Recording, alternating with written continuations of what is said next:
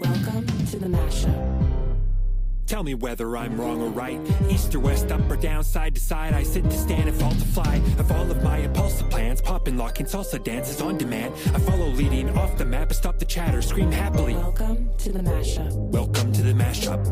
Welcome to the welcome to the mashup. Welcome to the Mashup. Folks, we're going to start today off with a life hack from Twos. I don't know why everybody doesn't know this because it's just such an obvious thing. But when you get a wristband, one of these ones, now this is from, I had to wear this all week just for this bit right now. It's not even a bit, but you want to get it off and, oh, it's just, No. You turn it inside out and right where it tapes on, you got to show the people, Twos. You got to show the people. You're holding. There you go. You're doing a life hack. Nobody can see it. And then you just tear it off, and that's it. You just turn it inside out, and then you'll have a tab that you can just grab and pull it all off. Easy. You know what I love? Twos' commitment award all week just for this. Right. Perfect. Great to see you too. It was, yeah. Great to see you too. And that event was super fun and a first for me. Did you? Before we get into it, Mashup 217. Good morning, folks. Glad to be back. I thought Twos did excellent without me. By the way, I mean, in fairness, all you need me for is the odd little thing where you get mad at me and then you carry on anyways. So, like, really, it kind of feels like the regular show for the most part. That's me. Okay. That's me chiming in. Okay. Now the event. Yeah. So that was the Let Alberta Decide pancake breakfast. It was interesting, actually. One of the other things that stood out to me was there was a guy wearing a man purse looking around, didn't really seem to be enjoying himself and taking a few pictures here and there. And I'm like, that's a plant. He was wearing a man purse.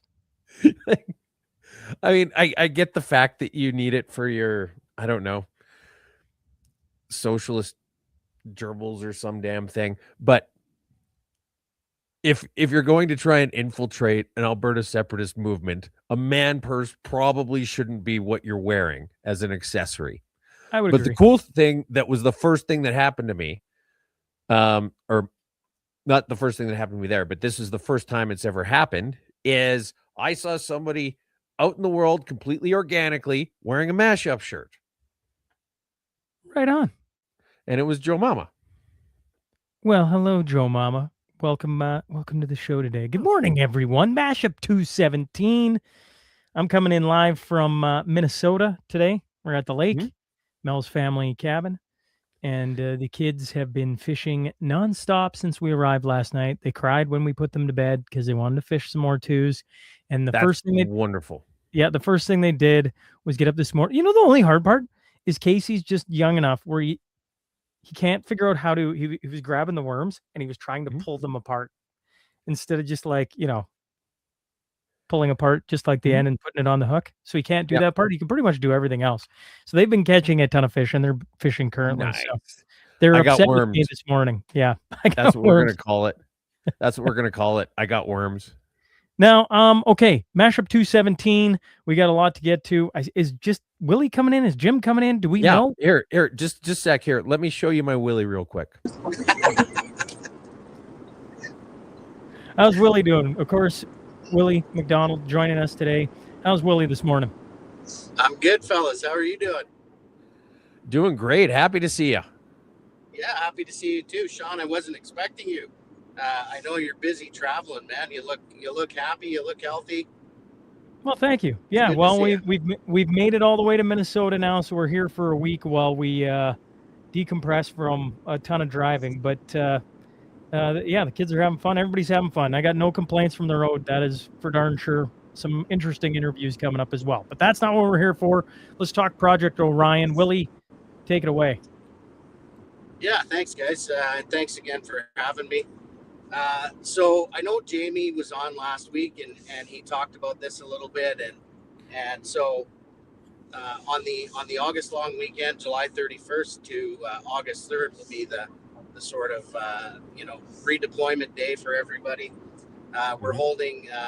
It's actually called the Patricia's Howl, with a sort of subheading of the 20th anniversary of Task Force Orion. And Task Force Orion was the 1st Battalion, Princess Patricia's deployment to Afghanistan in 2006 as a battle group. And we're commemorating that event out at Regina Beach Campground over the 3 nights.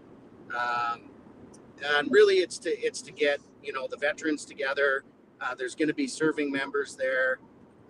We're going to have some mission partners, and in addition, it's open to all first responders, veterans, and their families, as well as the public. And so through a guy in Regina named Carl Fix, who's just an absolute beast of a human being. Carl helped us fundraise, and so that really allowed us to make this commemorate this in a really meaningful way. So there's going to be 11 bands that are playing 9 shows over the 3 days. It's free to the public. It's free to everybody.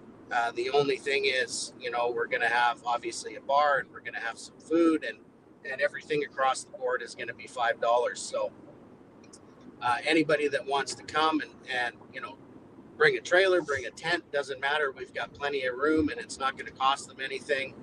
And we've got some excellent musicians in the lineup, and of course I'd be remiss if I didn't mention the Bush League Orchestra. That's a band from Liberty, Saskatchewan, and the nucleus is the Stratton family, and those guys have been supporting us for 10 years and taking a very reduced rate in order to come play for us, and they're going to be playing on Saturday night, closing things out. So the opening ceremony is Friday at 6 p.m. and the Lieutenant Governor is gonna help us out with getting that opening ceremonies kicked off. And we have Senator Marty Klein, we have Blaine McLeod, who's the MLA for Lumsden Morse from the Saskatchewan government, and just a really meaningful weekend of connection, and lots of exciting stuff happening. We got a golf tournament, of course. We've got a memorial service on Sunday, so we really need to thank our big sponsors, and as in addition, as Jamie said last week, thank the soldiers and the families for their sacrifice during the Canada's mission in Afghanistan. Absolutely. Now, I didn't have a chance to get into it with Jamie, but he did mention the brewery. I can't remember the name of it. And who else has been big sponsors? So we've got the Night Group as sponsors, of course, Brandt Industries. We have some private sponsors that have committed significant amounts of capital. We have sponsorship in the way of donations, which has been fantastic as well. Windsor Plywood. Geez, I can't remember them all, but what I'll do is I'll send you a link to our 2 websites, and it has all the sponsors and event partners listed there if anybody's interested. And it's been significant. I don't want to give you the dollar amount because it'll knock you off your chairs, and I don't want to compromise anybody's standing, but we do have them listed there, and there's going to be a giant banner on the front of the stage that Jamie built, and the stage is just absolutely amazing. And that was built through some very generous donations. So we've been able to really turn the page on this. And I know Jamie mentioned it. We've been doing this. Him and I have been doing this this is the 10th year, and for the bulk of that, he and I have been funding this whole thing sort of out of pocket, with a lot of help from some close friends who have made, donations over the years. But this really relieved the pressure, and we're expecting about 2,000 people per day to show up. Wow. And enjoy the music and the camaraderie and everything that goes hand in hand. Well, I know I can speak firsthand. I got to go take a look at the new stage. It is impressive. It is a Jamie Sinclair stage if I've ever seen one. And I think anyone showing up there will be pleasantly surprised with not only what you guys got going on, but Jamie's campground and everything else. Like the little area he's got there is quite pretty cool. And the town in Regina Beach, I think, is a hidden gem. It just you're driving, you're like, where am I going? And then you pop over and you're like, oh, this is what it is. So to any Mashup listener who's in the area, I think if you could partake in any of those days, you're going to be met with a ton of cool military guys. And not only Willie and Jamie, but I'm sure a whole bunch of others, Willie, that I've probably met along my tours as well. Absolutely. Yeah, absolutely. It's gonna be a real special weekend, and it's really unfortunate that neither of you two guys can make it. But listen, we're there every year doing the same thing, and rain, shine, COVID doesn't matter. We do it anyway. So we're happy to always have the more people, have you as guests, and the more the merrier. Well, I promise in the future, between me and Twos and the Mashup, we'll make sure we get an appearance in there and have a little bit of fun. Obviously, this year I am away, and I don't know of a harder working man right now than Twos. So I assume that's Twos tried to get the time off. Twos could not get the time off. Twos is flummoxed by that, but whatever. I don't know. I don't know what's going on, but everybody at the company had booked that weekend off months ago, I guess. So any final thoughts, Willie, before we let you out of here, that you want people to know? You've already mentioned you can camp. It's free to camp.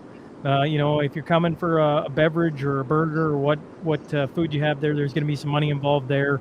Jamie said it last week. If you're coming to camp, there just won't be any power, so make sure you got something if you want to run your camper. But tenting, everything that way. Is there anything else that you want to make sure people know about the event? No, I think at the end of the day, it's family friendly. We did try and get the bouncy castles back, but of course there's some sensitivity over that for the from the insurance perspective, so they denied us the bouncy castles. So we won't have that set up. But listen, you said it best, Sean. Regina Beach is a hidden gem. They've got lots of fun things to do in the town itself and on the beach, and so some of the world-class fishing on the lake, and it's just going to be a really good time to relax, kick your feet up, and enjoy some good music. And hey, beer, coolers, doesn't matter what your beverage of choice is. It's $5 across the board for a beer or drink of any kind. And so really the idea is not to generate revenue from it, but to ensure that people can come and enjoy themselves and not break the bank. Absolutely. Awesome, Willie. Well, we appreciate you hopping on and doing this, and we'll look forward to some pictures or a video or two of the stage, because we'd love nothing more than to show it here on the show and show what people are missing. I'm sure we're gonna have something of Jamie crowd surfing. Yeah, you bet. And I promise I'll send you the links to the two websites. Perfect. Thanks, Awesome. Willie. Thanks, Willie. Thanks, guys. Have a safe Appreciate trip. it. Bye. Oh, and I cut him off. Thanks, Willie. There's Willie McDonald talking about Class act. Yeah, well, yeah, him, well, that whole group of guys is just super cool. There probably won't be a safer place on that weekend than surrounded by those military guys, although they like to have fun. And you know what? This is life in the camper twos. My youngest keeps coming in looking for something and trying to talk to me. So give me a moment. You may start the Coots 6.5. Oh, thank you very much. Ladies and gentlemen, Sean's been cut from the team. So here's what we're looking at. Judge throws out $13 million drug smuggling charges against trucker over egregious charter rights violations. Well, what happened? I'm glad you asked. So he got busted with 121 bricks of cocaine in his trailer and $10,000 in cash. He had $10,000 in cash on him, and just completely coincidentally, because his plea was that he didn't know the cocaine was there. He didn't know there was $10 million, $13 million worth of cocaine. And it's just a coincidence that he had $10,000 in cash. And so anyway, He gets stopped by the border people. They pull him aside and they strip search him. And the judge ruled that they didn't have sufficient just cause to strip search him. They found him with $10,000 in cash and $13 million worth of cocaine. Where exactly is the bar? Like, is the judge going to be like, well, you know what? He needed to have at least $14.7 million worth of cocaine before you strip search him. Are we fucking serious? I liked her quote. Although it is somewhat comforting that the cocaine was seized. Comforting? Like, really? That's how you're going to word that? Okay. Although it was somewhat comforting that the cocaine was seized and did not make it onto the streets, the seriousness of the alleged offenses made this decision very difficult. That's the judge. Yes. And so what happened to the person in question, whose name was Harinder Singh Saini? I'm glad you asked. They made him take off all of his clothes and lift up his nutsack to see if he was hiding anything under there. And then they made him bend over so that they could take a look at his booty hole and investigate it for tampering. Correct. And because of that, he managed to get the charges were stayed. $13 million worth of cocaine is not just cause to make sure that somebody's booty hole didn't have anything hidden up it. Yeah. I should have referenced right at the start, or mentioned right at the start, if you like the show, this is your time, folks, to, if you're on X, hit the retweet button. Elsewhere, like, share, all the things. Now let's get on to some rapid fire twos, shall we? You want to show the video of the premier getting harassed? Yeah, absolutely. This is, I think you're going to enjoy this. You sold us out to corporations. The woman was yelling at the premier. I think it's sped up a little bit. Here. Her names and questioned Smith's stances on several matters. For the most part, the morning has been jovial. Yeah. You platform Berta Krause, that is separatist. You're a separatist. You're a fucking separatist. You don't care about us. You only care about selling us out for money. Look, you're fascist pancake. You're a fucking fascist. Fuck your fascist pancake. You sold us out to corporations. Somebody who swears more than twos. There you go. That's a rare thing. And check out the comment section about the old Coot 6.5. Hi, Tamara. It is so good to see you. It's not mischief. Yeah, well, that's exactly it. I mean, that's the whole point. That's the whole point of the Coot 6.5 is that all of these other things keep happening. Oh, man. It's cool. Tamara, yeah. I hope you're doing well. I hope so as well. You're a fascist. So, yeah, if you're enjoying this show, smash the like button like it's a fascist pancake.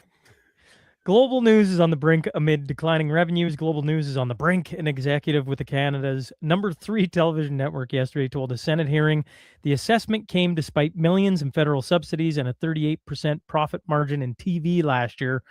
According to Blacklock's reporter, Global and other TV broadcasters from the outbreak of the pandemic received $103.6 million in direct cash grants, including federal wage subsidies. It's quoted, "The future of an entire Canadian industry is hanging in the balance. We can no longer do this alone," said Reeb. Chorus Entertainment in last year's annual report detailed $194.6 million in net income from TV and radio. The television revenues increased 3%. Profit margins were 38% in television and 15% in radio. He's quoted saying, the fun part. What's the fun part? The Netflix and Amazon? The fun part is where revenue is down like 15% year over year in this and 20% year over year in that, and that shares of Chorus Entertainment are currently trading at 4 cents when it was 9 cents. You may remember me saying it can't possibly get any lower, and then it did 5 times. I was incredibly wrong about that. You know what I love about Tues? Tues is like, I don't know if I enjoyed the solo show, but then I come on, I start reading it, and he's like, like, I think you like me just so you can talk over me. That's what I think. So there you go. Well, I was I happy think to let that's what you talk. want. It's just that you're talking about all the boring shit. Oh, I'm Talk talking about the fun and interesting I'm part. reading because the whole I'm point of this, literally reading the article. yeah, but that doesn't mean it's all enthralling. Beep, beep, No beep, offense, all right. Western Standard. I just thought that the best part of it was towards the end. So the thing about it is the reason why this is happening, and it's funny because you've got Good to be all back, of these folks. It's good to be back. You done? You done? May I continue? I don't know. It's kind of nice being back. I was excited this morning. I had all my reading done well before the show. It's perfect. Now, what would you like to say, Toos? What would you like to say? I What was would the like to fun say part? thank you for the intro. Thank you for the teeing it up you just did there. I would like to say that people like us have been saying that this is going to be the inevitable outcome for years as they continue to just toe government lines and speak dishonestly about any number of issues. I mean, if they were doing their job, we would have never even thought to create the mashup. Correct. Yeah. Yes. And so here we are, years down the road, where they're just circling the drain, getting worse and worse every year. And now it's to the point where things are starting to close.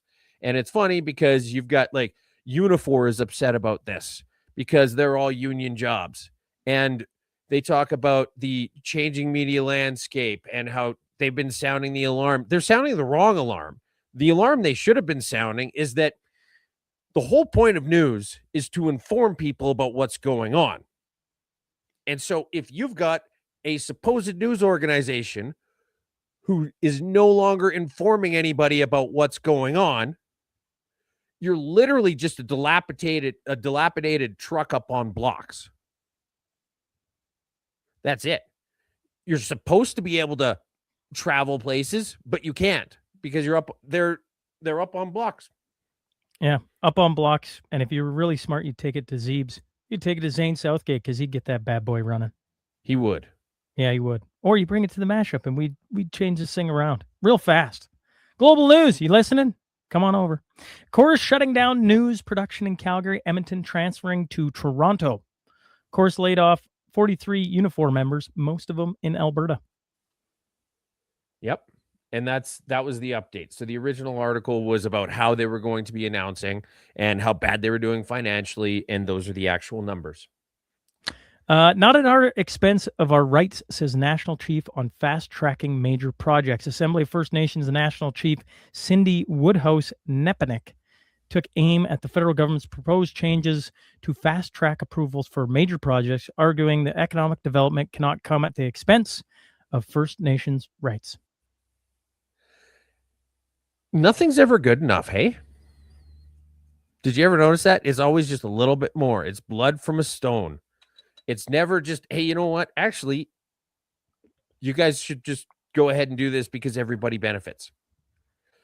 When was the last time you heard that from any of these special interest groups, no matter who they are? Hey, you know what? This is actually a good thing. We're not going to get involved. Instead, it's always, where's our pound of flesh? Carney drops $160,000 on airplane food during one trip. This comes from the Canadian Taxpayers Federation. Carney and his 55-person entourage spent $159,800 on an airplane food during 1 week-long trip to Athens, Abu Dhabi, Johannesburg, and the Canary Islands in November 2025, according to government records. That's $2,850 per passenger. Why did they need so many people to go? I don't know. So now you see, this is the guy who wrote Visions. And there is no planet B. We need to cut our global emissions. We need to stop doing this. But here's the thing, is you're not allowed to have Chilean sea bass when you're on a fucking Zoom call. How much fun would it be to be the prime minister for a week? Okay, Tooz is the prime minister. I get to ride roughshod, and Tooz just starts. You're going to get on the plane. He's just handing out, "You're fired. You're fired." That would be great. Actually, Yeah, all of these people who are just expecting to get a free trip to Abu Dhabi. We're going to Abu And- Dhabi. Nope. Yeah. And You're let go. then you just stand there, tickets, please. And then you take their ticket and you hand them a pink slip. Take your ticket, hand them a pink slip. Who else wants to get on the plane? You? Do you want to try and get on this plane? No, you don't? Okay, that's what I thought. Immigration Department pauses applications to sponsor parents, grandparents to settle in Canada.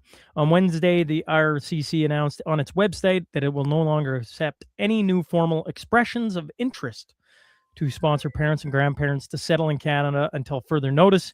It said it would also pause invitations to potential sponsors to apply to bring their parents and grandparents here to settle. Isn't that funny? Like, we've been talking about this for years. Maybe not everybody, but lots of people have been talking about how it's just a little bit weird that if you come in, say, I want to work and make a life here, and then there's oh yeah, by the way, I want to bring all of my retired relatives who also want to just live here for free.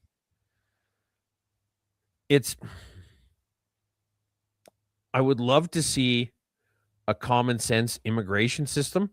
And in the meantime, the best we're getting are these little crumbs. Well, in fairness to the people coming, if there was that loophole, I'd probably expose it too. I'd probably be like, well, my parents are going to come too. You that's just need exactly it. Right. You just need the government to step in and chart us on a better path. That's saying a lot from the government. You don't need the government to step in. On Have you never immigration? seen an episode of the Mashup before? We need the government to step away. Sure. But who runs immigration if it isn't the government? Nobody. That's the point. Okay.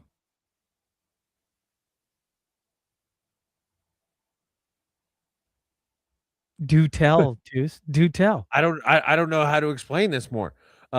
It's getting a little crowded over here, and maybe we just disconnect the phone line and don't have anybody answering it. All right. Alberta government creates bike lane complaint line ahead of fall legislation. Alberta's government has launched a public complaint line for bike lanes. Albertans can now fill out a form online sharing their concerns about bike lanes in their communities, such as whether they feel the lane is underused or taking away parking spots.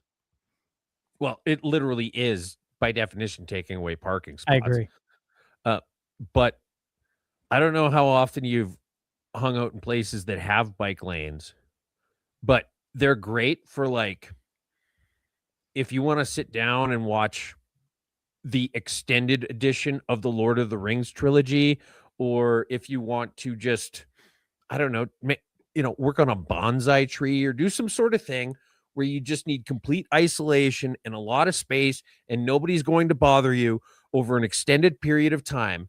The best place to do that in an urban setting is directly in the middle of a fucking bike lane. I think in Canada, the problem we have is who uses the bike lane for 8 months of the year. Nobody. And some places, things like that work. Like if you go to Copenhagen, there is like this mountain of discarded bicycles over by the main train station, or at least there used to be back in the day. It's probably a homeless camp now, but there's just, if it's a place where everybody's using bicycles all the time, fair enough. But you get a hotel room in Copenhagen and it's slightly larger than an average bathroom. So everybody's cramped in, everybody's tight. Here, things are spread out a little bit more. It doesn't work like that. When I was in Finland, they had unbelievable bike lanes, but they weren't, or bike routes, I should say. They weren't bike lanes. They were off the highway, right? Everywhere you went, there were bike lanes on both sides, but they weren't built. They weren't taking away from the actual roadway. They were, you could get around to, I swear, where I played hockey too, you could get around faster on a bike than you ever could a car. They'd done them exceptionally well.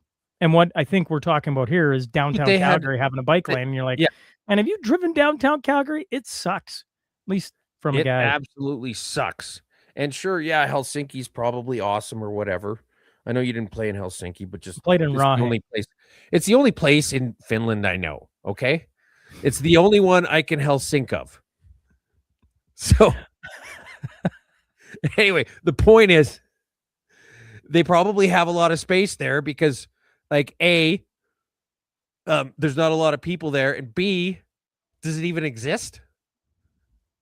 Remember that conspiracy theory we were talking about that Finland doesn't exist, Yes. and that anybody who thought they went there was actually just in Norway instead? I love that. So anyway, the point is they've got lots of space for it, but in places like Calgary or Edmonton, shitter's full, guys. We'll talk about shitters in a little bit. T-Rex sold. Yeah. It's a world record for Gus the T-Rex. It just sold for $50.1 million at Sotheby's, New York. Am I saying that right? It's the most expensive dinosaur ever up for auction. I mean, with inflation, that record's just going to keep getting broken. But how cool is that? Like, I would love to have a dinosaur. A giant T-Rex on your front lawn. I wouldn't see. Here's the problem: is it's just like you a put classic the giant car, T-Rex in the store. Well, it wouldn't really fit very well, or you'd have to like have it in some weird, unnatural position, as opposed to this where it's been dead. But it's like the whole midlife crisis car thing, right? Zane was bugging me to buy this beauty looking car that had 15,000 miles on it. I think it was still the original owner, and I'm like, you're not asking me. He says, do you want to buy this? I'm like, you're not asking me the right question, because obviously the answer is yes.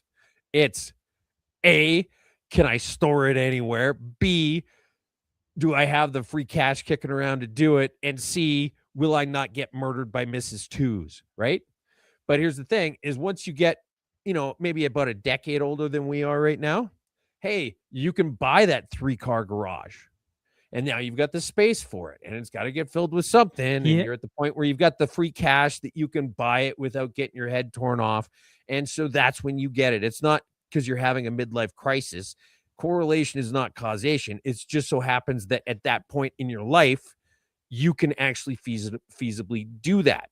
And I imagine it's the same thing for dinosaurs. Like I want to get that today, but I don't have a place to put it. And I'm not going to leave a $50 million dinosaur on the front lawn. Okay. I hope we get to the point where me and you're like, do you want to buy a dinosaur? You want to put it at the Mashup HQ? Yeah, I think it's a great idea. How much you guys spend? 50 million. It's a cool 50 million, Yeah. I mean, it's less than what we paid for Chorus Entertainment. Okay, third-party advertisers. You were talking about this last week. You got it back in again. Is there something you wanted to point out again on third-party advertisers? Actually, yes. But before we get to that, you might have missed this because it got thrown in the middle. What evidence do you have that these are illegal guns from the United States? Well, no, I'll take that question. In this city, we recover crime guns regularly, and the vast majority, 85 to 90% of them, when they can be traced, are traced to the United States of America. This city has a handgun crime problem. These are not licensed gun owners. We are not arresting people with firearms who are licensed gun owners. That is not happening in this city in any meaningful way. The people we arrest with firearms quite routinely, our officers interdict people with illegal guns, are criminals. They are criminals without firearms licenses, and the guns they have are illegal. The vast majority sourced to the United States of America. That's been the trend for many, many years in this city. Well put. I love his reaction. No, I'll answer that question. Yeah, no, I'd be happy to take that. Yeah, that's good on you, the police chief in Toronto. Yes. Well, I mean, you actually want somebody who's going to be honest about what's happening, right? Now, third-party advertisers. This is Elections Alberta, who have inexplicably given Forever Canada a pass, just like a hall pass to just, it's like the Ron Swanson pass where it's like, it just says, I can do what I want. But look at this. So you've got Let Alberta Decide over $250,000. Pathway to Independence, almost $90,000. Alberta's Voice, that's the first and only prominent let Alberta stay in Canada one. That's the NDP one. It's at 51. Alberta Land Consortium 30. Jason Levine almost 30. Vote to stay 21,896. This literally just got updated since I put this together this morning. Vote to stay as of a couple hours ago had 11,700 and some dollars, of which 11,000 was seed money from the people who started it. And the Together No, same thing. They had something like 11,000, and at least five of it was seed money. And then everybody else, all of this is all we want to leave. So you've got a bunch of people putting in their own money. The NDP one, it's murky. If someone had a bunch of time, they could get into it. But the point is that the money, the people are deciding with their wallets, and it's overwhelmingly in favor of leaving Alberta. Now, I mean, that could change if Forever Canada decided to actually, post what they've got going on.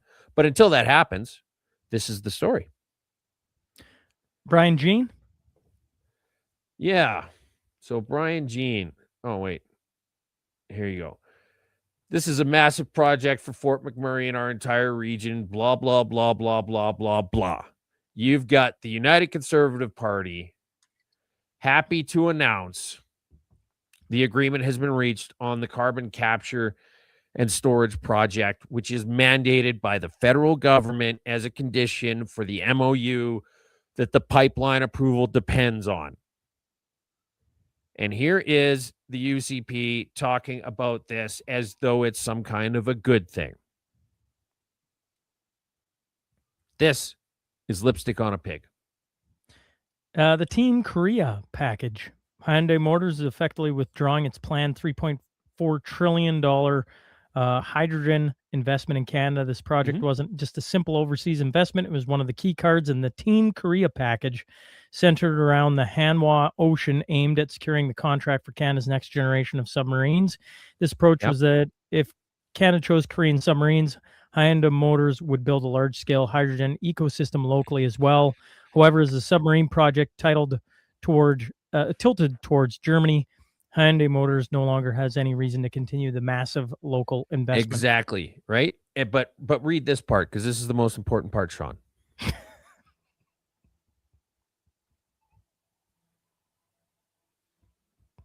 Read it for me, Twos. No? Come on, Twos. Read it. Read it, Twos. From Canada's perspective, it's as if they've lost not only the submarine project, but also shipbuilding cooperation and the $3.4 trillion Hyundai Motor investment. All in one fell swoop. Whoops. And I don't know, like you gotta get more cultured, Sean. Mm-hmm. Yeah. I'm working on it, Twos. I'm working on it. Daniel Smith. A new survey shows Alberta's business leaders are overwhelmingly optimistic about our economy, with 65% expecting economic growth over the next year and 55% planning to increase capital investment. Isn't that interesting? Compare that to the story last week or 2 weeks ago. With Farkas? With the 57%. 57% of factories were looking to leave, and something like 80% of them had no plans at all in the future to do any sort of capital investments. Alberta is the only cylinder firing in this engine that we could cynically refer to as Confederation right now. Well, and to go along with that, nearly 80% of Canada's past year job gains were in one province. I'll give you one guess, Twos. Alberta. Yep. Now, the finer point, to be fair, 55,000 of them were public sector. Ooh. But the only place gaining employment in any significant amount, the only place in a meaningful way. The only place where anybody's looking to invest, the only place where anybody's looking to expand in this entire country, and it's a pretty big fucking place, is Alberta. Yeah, it said Alberta is home to roughly 12% of Canada's population. Alberta added nearly 80,000 jobs in the past 12 months, while the rest of Canada, 99,000. So think Yeah. about that. Yeah. So- you want to show Mr. Farkas again? Old Mayor McFarkas. It's the same thing you keep seeing week after week.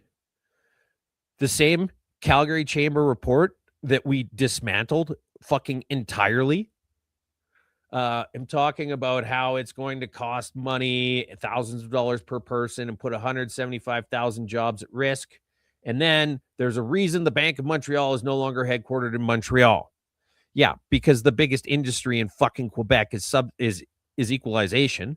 And so if they say that they're going to separate from Canada, boom, they lose their biggest industry. Of course, everybody left fucking Quebec when they thought they were going to separate.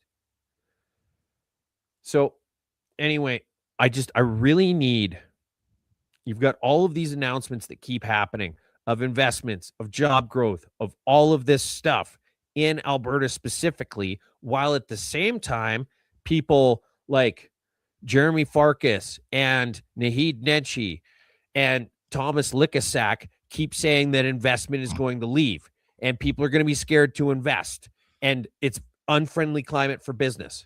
And some reporter, some journalist at some point needs to say, given all of these billions of dollars of announcements that have happened in the last couple months, do you want to reconsider your presumption that it's going to scare away investment? Lead, not leave. You want to show the, yeah, here you go. Yeah. So here we have former Alberta MLA, Iris Evans. My main mission here is to remind people about the importance of being Canadian. I never fly into this country without being grateful that this is my country. And there's a lot of conversation now. I think that we are well positioned to do even better. Right now, our premier is working hard. I feel that the country really needs Alberta, and Alberta needs to lead the country rather than leave the country. The rest of the country needs Alberta, and Alberta needs to leave. Not we need to coexist together. These people are depending on us to work hard and make money, so we shouldn't leave them hanging. Maybe they should just stop being dicks. I've said this before. The vast majority of the separatist concerns would have never surfaced if we'd have gotten a fucking thank you every once in a while from the rest of Canada. And I thought it was really interesting. She wasn't like, I wake up here every day and think about how great it is to be part of Canada. She says, every time I fly in here, I think about how great Canada is. Jeff She Rath. exists in a completely different world than the actual people who have paid for her lifestyle. Jeff Rath. Okay. Like, you have to explain this. Day 13 on the road. And obviously I missed something here because I've seen a whole bunch of things on X. I was like, what the heck is going on? What happened with Jeff Rath? And what are we reading here? I just walk me through this. So what happened is that all of his assets have been seized. And so Jeff Rath spent, I would say, I'm going to say a majority, but a significant part of his career working with First Nations. And there's some kind of a fee dispute. I'm not going to get into reading off everything he says here because I don't understand it all. But we've got Dennis Modry losing his court case, Jeffrey Rath now with his assets being seized. And then there's been a really significant, potentially disturbing thing that happened in the personal life of one of the leaders of this movement that isn't ours to talk about. But the point is you're that starting to see things of the leaders pushing against Canada. They're starting to go after them. Yeah, there's just starting to be a few too many coincidences. Well, I don't think they're coincidences, right? Like when we had this chat, I don't know, certainly well over a year ago, and I've had the chat with lots of prominent figures across Canada, the United States, maybe the world. They talked about as you get closer to anything meaningful happening, they will go after the leaders. So Yep. you're starting to see that happen in real time. Okay, that makes sense. I don't know. Maybe it's here. In all fairness, maybe it is completely legitimate. Maybe Jeffrey Rath did something completely unscrupulous, but it coming at this point in time, that isn't a coincidence. That is no, it doesn't. I'm just saying, in all fairness, it's possible. He's but the guy that's in the courtroom arguing against elections, Alberta, and everything. Come on, exactly. We don't have to go down like it isn't a conspiracy. It's happening right in front of our eyes. We can believe what our eyes are telling us. It's okay, folks. So yeah, okay, all right. Well, something to keep tabs on as we move closer to October 19th, because this won't be the last of it. Not a chance. This I mean, you tack on the Forever Canada thing. That's one of the ones you just didn't mention in your lineup of things. Like, that's odd too. Like, you're not gonna go through. You're not gonna make them. That seems odd. So that's 4. Okay, mashup effect. Walk me through what you got here. Okay, so from the National Post, letting BC charge tolls on new Alberta pipeline is trade barriers on steroids. No shit. Because it sets a horrific precedent. Because 80%. Wait, could you scroll in? Does it say as found out by 222 minutes or anything like that? No, it doesn't.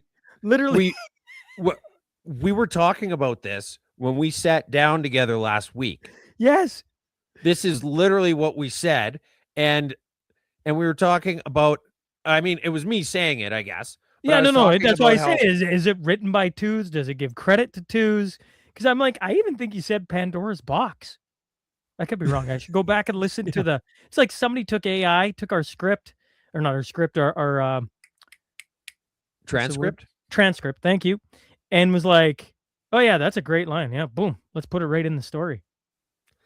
Yeah, it basically reads exactly like that conversation we had about this, and how David Eby is an idiot because he opened up Pandora's box, and now when you've got 80%, according to this article, of the shipyard goods that land in Vancouver traveling through Alberta to the rest of the country, it's creating an interesting thing because they don't realize the power dynamic there. Yeah. Oh, that's wild. I mean, that is the mashup effect, because that was Monday. Yeah, Monday that came out. Yeah, it aired Monday, and then when did this come out? It came out Tuesday. Well, sometimes you just spot on. All right. I got to give you. I'll give twos full credit for that, because you're the one who was talking about it. So it just literally happened. I think that was I don't know if I was the first person to bring it up, because it seemed really obvious as soon as it happened. I'm like, they can't be this dumb. And then I forgot they're NDP. Yes. You had NDP on women's wages in there. Do you want to talk about that again? I know you brought that up last week. This is funny because, I brought up the fact that there was this study done that says a woman earns 64 cents for every dollar that a man gets. And then if we really, put our nose to the grindstone on this issue, we could probably get it down to like 60. And then I pointed out exactly how bad the study was done with its methodology and how it missed every meaningful opportunity to actually have something other than just idiotic diatribe. And then fast forward a few days, and the NDP are talking about it without realizing how dumb it makes them look. All right, drivers, what do you got for this this week? Any drivers, or is it just some funny videos? Hey, you can take no, that's drivers. Catch. Here. You want this one too? And was just throwing all this garbage out. He got busted. And somebody's making him clean it up. But the neat thing is, this dude was nice enough to offer him some drinks while he's working on that hot day, cleaning up the garbage that he himself made. Hmm. Now, check out this. Where is this? It's on the highway. Thanks, Twos. Highway 401 eastbound in Cambridge, Ontario. All eastbound lanes closed. OPP investigating. Here's a picture of the semi that started it all. The truck driver was arrested for dangerous driving after he allegedly plowed through slowed or stopped traffic. Driver released pending investigation. And here's the helicopter that was used to airlift somebody out of it. So, yeah, here's it's fun for us to laugh at, but this has real world consequences. I was talking to a long lost friend of mine the other day, a guy I hadn't talked to in a decade. And I'm like, well, hey, how you been? And he says, I am sick of brown people.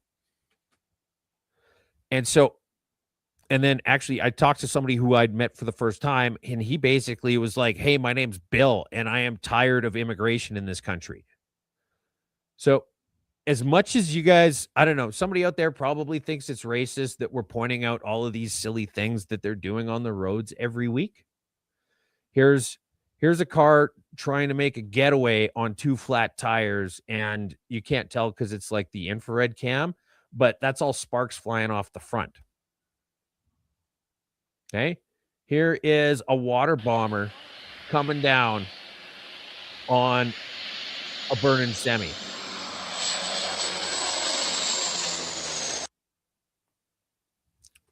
Think it's racist? Whatever, I don't care. We're the only people still laughing about this. We're finding the funny in it.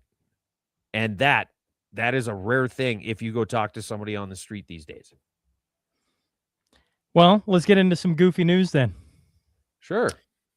Teen falls to his death while climbing new LA bridge for social media stunt. The 6th Street Viaduct, which glitters with thousands of LED lights and offers breathtaking views of LA's skyline, is the largest and most expensive project of its kind ever built in the city. And, well, I mean... Yeah, and so apparently people like to try and climb up on it. And one guy climbed up, but took the express elevator down.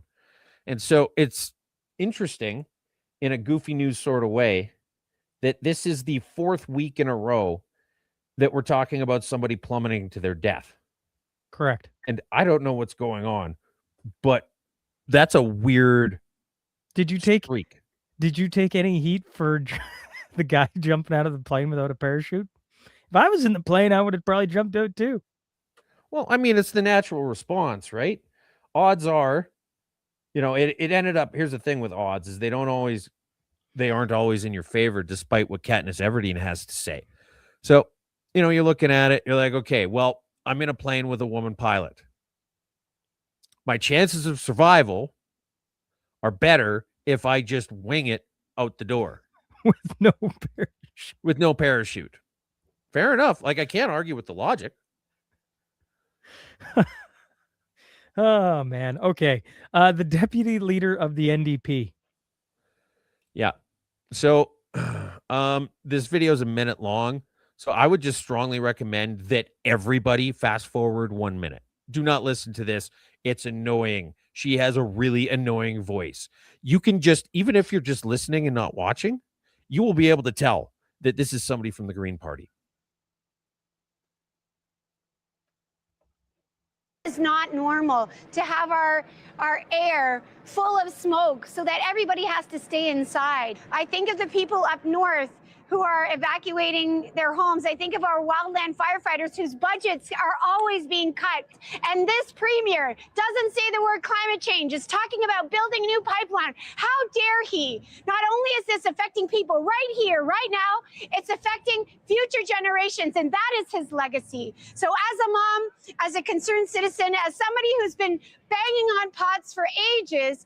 I blame the oil and gas sector for burying the evidence and creating a massive marketing campaign against the action that we should be taking. Shame on those politicians that are building new pipelines right now. Shame on those politicians that are not investing in adaptation because they are making people sick, and we can do better. So right off the bat, a few things jump out. She has been banging on pots and pans for ages. How do you think those pots and pans got made? Anything? That microphone she had on, it looked like it was made from plastic. Do you know where that plastic came from? It used to be in the ground. And the oil companies dug it up. See, that's the thing. She says they're all about burying shit. But believe it or not, the whole modus operandi of a petroleum company is to dig stuff up. You take stuff that's buried and you unbury it. And then you mix in a little bit of, I don't know, magical goodness, and then it becomes gasoline, which runs the whole fucking world. Okay? And these people never discuss trade-offs. They never discuss the nuance of the economic arguments they're making because their shit falls apart when they do. And most of all, Sean, whenever somebody starts a sentence with the phrase "as a mom" and they're a politician, 100% of the time, they're about to sound like an asshole. Let's get to something that I love talking to twos about. It's pop culture. Okay. Supergirl officially becomes DC's worst performing major theatrical release since 2004's Catwoman. You think it's as bad as Catwoman, or you just think people are tired of, Well, I don't know. Like, keep in mind that Catwoman, despite Was being terrible? a horrible movie, was horrible. had Halle Berry walking It was still around in that- horrible. Yeah, but at least it had Halle Berry walking around in that thing. Sure. It still couldn't Okay? get me to go see it. I don't care. At that point, I'm a huge fan of Halle Berry. She's a gorgeous woman. Okay. Mm-hmm. That have I watched 15 minutes of that? I think I maybe made 15 minutes. This is terrible. This is You ever beyond watch the terrible. basketball scene? No, I don't think so. You're missing out. This is a terrible movie. Worst Supergirl performing can't major be- theatrical release since 2004.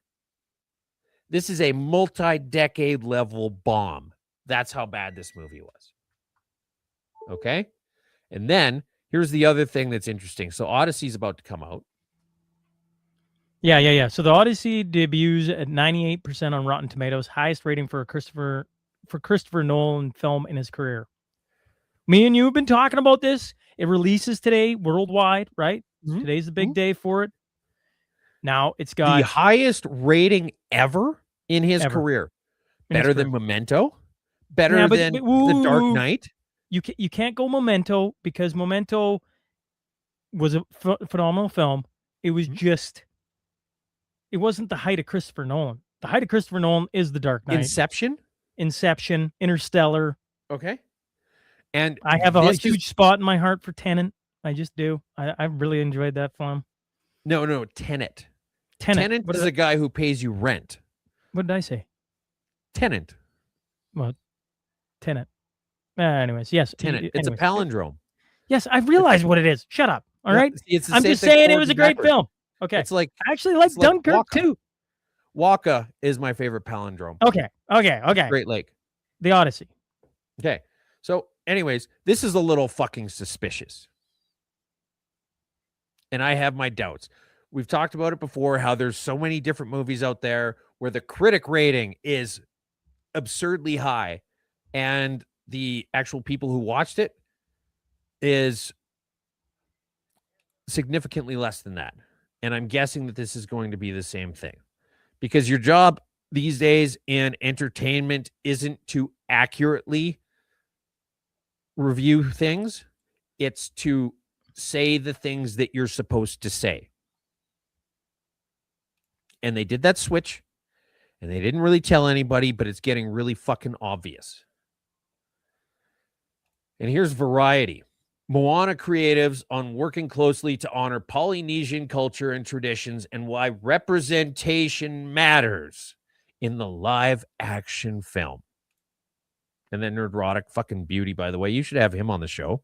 He says, Fine. Finish what you're going to say, and then I'm going to bring Here. up the Odyssey. I'm going to bring this up. This is the same people who literally a month ago said the Odyssey, why Elon Musk and his troll army attacks aren't just silly but wildly inaccurate, because they were criticizing it for not having any Greeks at all involved in the production of the film. There's no Greek people. And so it's fine. You've got to have Polynesians with Polynesians in it, but it's fine if you can make a Greek movie without any Greeks in it. I'm just going to bring this up because when I first read the story on the Odyssey, it had a 90, what did we say, 98% on the tomato meter? Now it's at 96, and the popcorn meter has 97%. That's fans, correct? That's interesting. So, like, I'm suspicious. If there's anyone who can play around in the diversity landscape of Hollywood, Christopher Nolan might be the guy. I'm not saying I agree with things. His films are just so freaking good. He's my favorite director of all time, bar none. Every film up to this point has been phenomenal.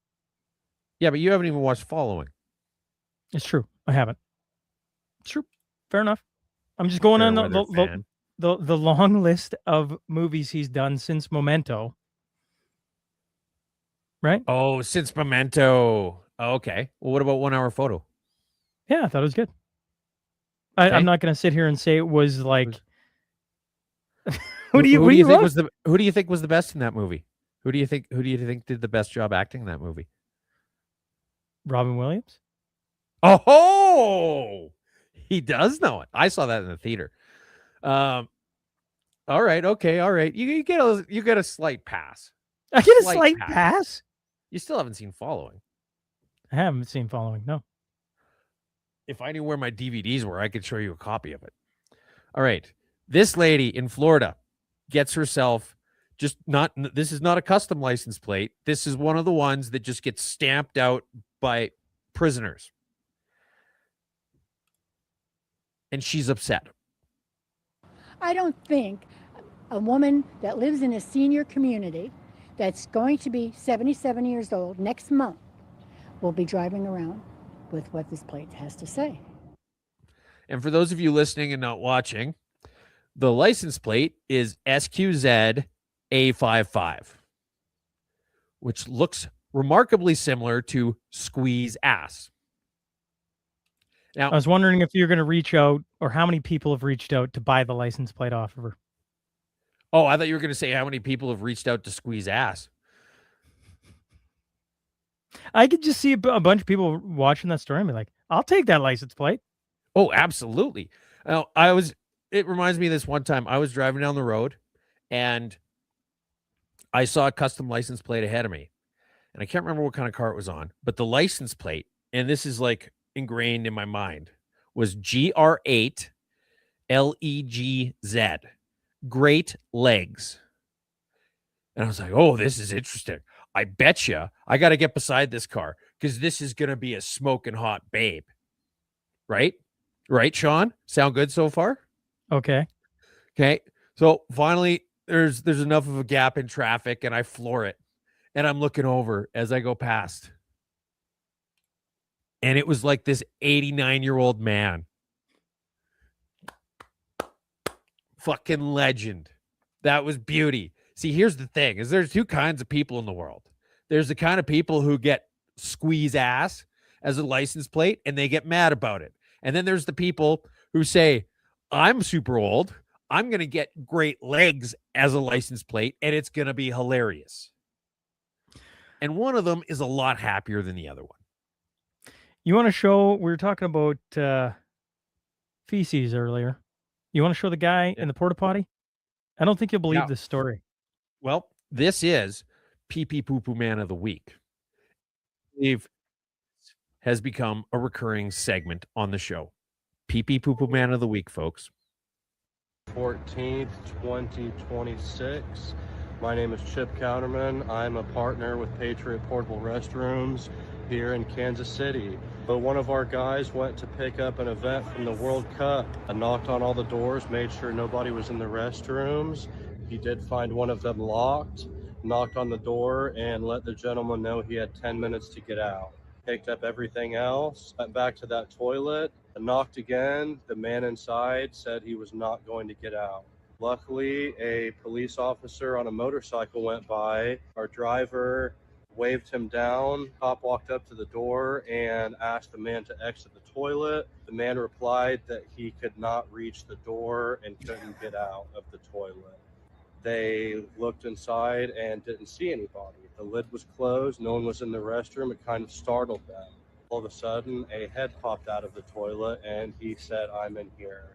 Fire department came after that and tried to instruct the man to exit the toilet, and the man would not do it. They asked him why he went in, and he told them he was retrieving a Mountain Dew bottle that he dropped in from the night before. So that put him then inside of the tank for about 8 hours, if all of that was true. After it was cut open, the man was able to exit the toilet. Fire department did hook up water to their truck and gave him a free shower. Long story short, horrible situation. Thank you to the Kansas City, Missouri Fire Department and Police Department for all the help. Watch out falling into toilets. Could you imagine? No, I can't. That's a horrific story. I can't imagine being like, it's a bizarre story that you're like, I can't, what? Like, Can you imagine being in a porta potty for 8 hours? Well, not in a porta potty, in the porta potty for 8 hours. And like, I mean, at least when you got to go, you can just let it go. You don't need to worry about it. You know, it's not like when you're trapped in an elevator and you're like, okay, well, when do I start peeing in the corner? Like, if you're in the porta potty, Juice, you could just let it go. It's okay. But, I think the big takeaway here is that Mountain Dew is fucking delicious. And Johnny Tightlips, the moral of the story is don't drink Mountain Dew. Johnny Tightlips, go watch Ryan Jesperson, okay? We don't need that kind of attitude here. Dissing Mountain Dew. Mountain Dew is the nectar of the gods, okay? And it's great. Only in its original form, right? I don't like the Code Red or like the Arctic Blue or any of the other weird ones. I just like the natural, holistic, the way God intended Mountain Dew, which is way more authentic than this produced crap that's like Code Red.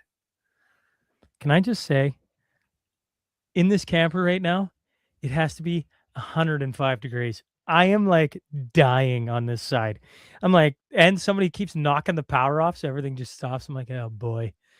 Kids are having fun outside. It is hot here too. Minnesota right now is hot. And there's a Minnesota, but it implies the existence of a large soda. A large soda? Which is actually what that guy was looking for in the porta potty. Can I get a liter of cola? It's for a cop. Yeah. Are they coming out with a third one of those? Yes, they are. We talked about it on here, didn't we? Yes. You think it's going to be any good? The No. second one was not good. I don't know. It's basically like my big fat East Indian wedding is what it looks like from the preview. So, you know, it's I know these allergies. Oh, this is a bad time to have a little tingle in my nose. I can't tell if he's acting right now. He's actually got a I'm not. He's got. I'm not. I feel like I'm about to sneeze. That's a great face, too. The feeling like I'm about to sneeze coming over me in the middle of a podcast is super annoying. Okay. Are you okay? So, do we need to send somebody to check on you? I don't know. This is going to be a little bit awkward. This is a thing going on right now. Live situation in Mashup HQ. I kind of want to just Tooz has a sneeze, right and he's worried about how he sounds, and he's acting kind of erratic, folks. Should we get the cops over there? Yeah. Well, Squirrel Nut says American Pies are the only good sequel movies. Empire Strikes Back, Godfather 2, Young Guns 1 and 2. Young Guns, yeah. By far, Young Guns to me. Hot Shots Part 2. Also with Charlie Sheen. I still go Young Guns 1 and 2. They stand alone, I think. I don't know which one's better. Because they were both so good. Mm-hmm. Most of them, you're like, yeah, they were still really good, but this one's the best. Young Guns 1 and 2 were just fantastic movies. Yep. The first two Dark Knight movies. You didn't like Rises? It was, and again, like that's another Christopher Nolan movie that I went and saw in the theater because I'm a way bigger fan. But So are you going to see the Odyssey in the theater? I wonder if I should. twos. I kind of, because we're going to be talking about it next week regardless. Yep. Oh, yeah. I tell you what. John I Wick. will try. I will do my best to go see it this week. How's that? We can talk about it next week. I'm going to try, but not who's a bigger fan now? Obviously. Actually, you know what? That is a litmus test. It is a litmus test. Which one of us will go likes see the Odyssey? Christopher Nolan enough to go see Ellen Page's disembubulated Achilles self? Anyway, here's a funny thing. YouTube actually got community noted because they're like, oh, we retired the dislike button to give you clearer and more effective control over your recommendations.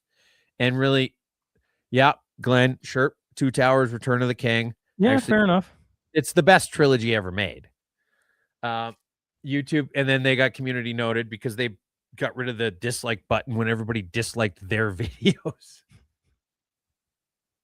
Alberta First Nation sues Ottawa over $5 treaty annuity, argues amount stuck in 1899. Okay, so it's really interesting because you've got Alan Adam of Athabasca Chippewa First Nations talking about how they need to get away from the $5 annuity because that was in 1899 and it didn't translate well into modernity. This is the same guy who is saying that all treaty rights need to be protected and stay exactly as they are, and Alberta separation is a big threat. The same guy who's saying the treaties need to stay in place exactly as they are is also saying we need to throw in something regarding inflation. So, like this guy is literally within a few weeks doing two different court cases saying literally the exact opposite things about the same document. Do we got a Canada Post headline? No, we didn't. It's not about the strike. Do you want headlines anytime we talk about Canada Post? Absolutely, I do. Absolutely, I do. Canada Post paid $30.8 million in 2025. The heat's starting to get to me for bonuses, and we understand the optics. They paid their executives and managers $30.8 million in performance bonuses, base bonuses in 2025, despite reporting record losses and receiving it. This feels like CBC all over again, doesn't it? It literally is. It's a crown corporation with no direct. The mail carrier oversight. reported in April that it lost a record-breaking $1.57 billion. No, that's fine. Go ahead. The federal government also gave the company up to $673 million in May, and they paid out bonuses. Yeah. Canada Post posts bonuses in spite of sucking. Thank you. It was off the cuff. It was off the cuff. Not my best. I know. 439 guns and an antique cannon found from his home. Ex-Canada MP arrested after police seized 439 guns and an antique cannon from his home. There he is. Mm-hmm. Ex-Canadian MP Inky Mark has been arrested after police found a trove of guns, ammunition, and an antique cannon with thousands of dollars in cash in his home.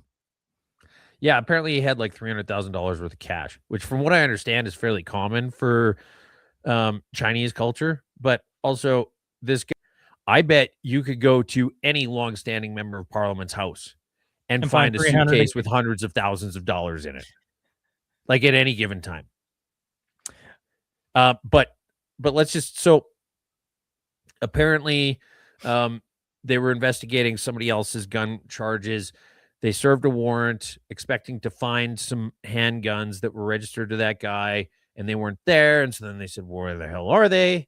And then that's when he was like, well, I sold them to this guy. So they go to take a look, and it turns out that there's a lot there. So this guy had, I guess, one or two of them had serial numbers taken off of them, and a couple of them also, it's kind of unclear, but apparently a couple of the firearms were somehow like wanted in relation to crimes. But if you're accumulating almost 500 guns, that just statistically would probably happen at some point.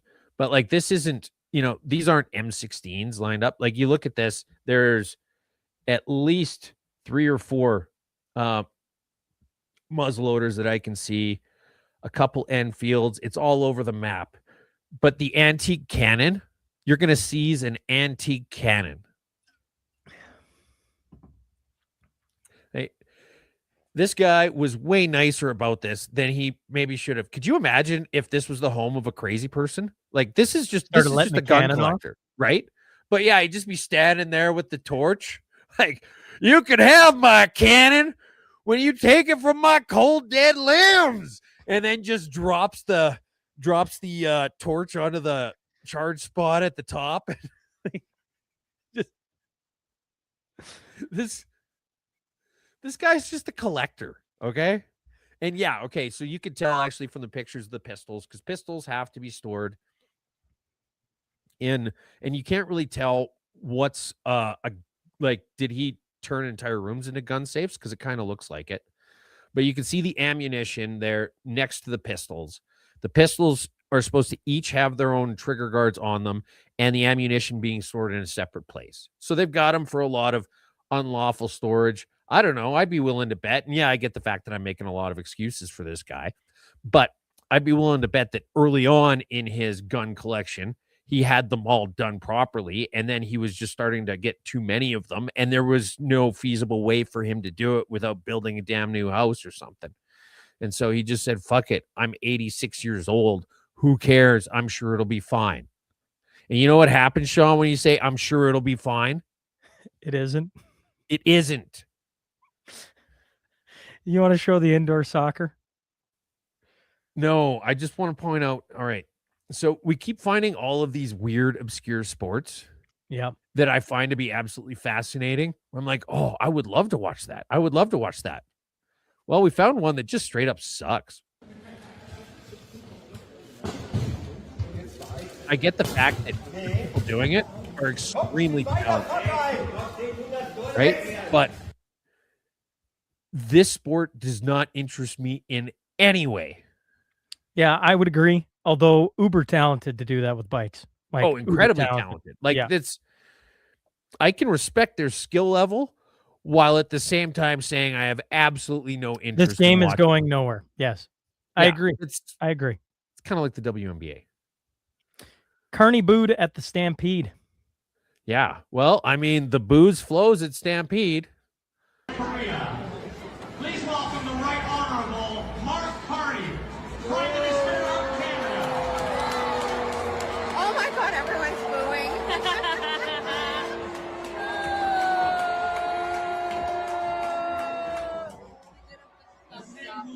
Like, you can hear the individual person. Clapper. Yep. The individual person who's clapping. Like, you're not hearing like a little bit of clapping here and there. There's one person in that stadium clapping, and you can singularly hear them. Sticking with the Stampede, you want to show Nenshi? Yeah, so this is Nenshi at one of his, I don't know, pancake events or whatever. And just, this is Nenshi. Quintessentially, this is him. Well, what's not fair about that? Please tell me. That he comes to the Stampede and I say hello? Like, am I supposed to tell him to F off at a public event? Yeah, that's not how it works. Yeah. I think there's two. Please don't record. I think there's two sides. Okay, if you're recording, then I got to get to stage. Thank you. Thank you for being here. Okay. The same people who say, oh, what? It's a public event. What am I supposed to say? Tell them to F off? Do you remember how big of a deal those same people made about every picture that Pierre Poilievre has had with like Jeremy McKenzie? Yes. Absolutely. And then just brushing off Justin Trudeau with convicted child molesters and things like that. And yet when it's him, he's like, well, obviously I'm just going to take a picture with somebody in public. Yes, that's literally the whole fucking point. But you set the precedent, motherfucker. You said that it's not acceptable. And now you're being held to your own fucking rules, you fat idiot Jabba the Hutt sack of shit. You want to show the video of the ump? Yes. I don't know if you've ever noticed this about me, but I find it absolutely hilarious when people get hit in the nuts. So, by the way, it's 2-2 at the top of the second. See that? See that Very right nice. Very nice. there? Okay. This ump, I'm just going to show it. And, yeah. Ooh, tick ball goes over the catcher's glove. He gets hit in the junk. Now we're at the bottom of the second. Ooh, tip ball goes over the catcher's glove. Hits him right in the junk. And top of the fourth. Boom, right in the 5-hole. This guy in 2 innings got hit in the nuts 3 times. Now, Sean. Oh, man. I love what just happened here, but I have no idea why. Drew Weatherhead has entered the studio. Yeah, he has. We got a couple things. You want to bring him in on the last? I would love to bit? bring him in. All right. Drew, welcome to the show. What's happening, Hey, fellas? How's it good to see going? ya. Yeah, well, it's good here. I'm literally sweating from my eyelids. You can't see that, but I'm hot. I know the feeling, man. Where are you at right now? Long Lake, Minnesota. So Mel's Sounds pretty parents' long. cabin. Yeah. Oh, yeah, so one you of the crossed many. the border already? We dropped down for a week to come see Mel's family before we head back up into everyone's favorite province. Tuz specifically loves this province. We're going to be in Manitoba for a week, and I just know he loves the province so much. So we're going to be spending a week there. If you pop your tooth out, you'll fit in a lot better. Drew, How's it's Drew good doing? to see you, man. Good, man. Yeah, I'm down here in Alberta still, but doing the road life thing. So you got me out in the mosquito tent to run this thing. Perfect. Fair enough. I had no idea that you'd put the audiobook out on Audible. I was listening to it one chapter at a time as you released it. Uh-huh.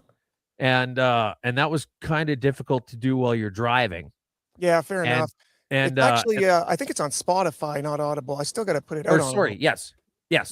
You're correct. You're correct. I misspoke. It is on Spotify, and so that was awesome. I wish I'd have known sooner. Well, it is still available there if people want to check it out. It is the full production value entire thing for free right now on Spotify. Of Fractures of Love. Fractures in Love, yeah, which is the first first version or first part of the epic. It's going to be a 4-book series, and it's to try to promote this next one that actually releases today, which is why Sean said, "Sure, we should get you to hop on the show," because I've got the official launch of its sequel, Fractures in Peace, that you can see right here. I don't know if my camera will focus in on it. It looks great. Yeah, it is the matches opposite the first one.